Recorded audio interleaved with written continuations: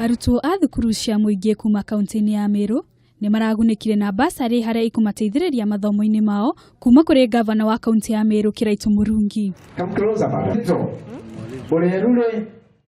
Ngavana Kiraitu Murungi ni oritie aciari hamwe na anyiti itemi ruhonge-ini rwa githomo mwena ucio manyitanire niguo kugacirithia githomo gia ciana ciao mwena ucio. So I'll be very happy if in the next 4 years I can see the budget being spent on bursaries coming down instead of it going up.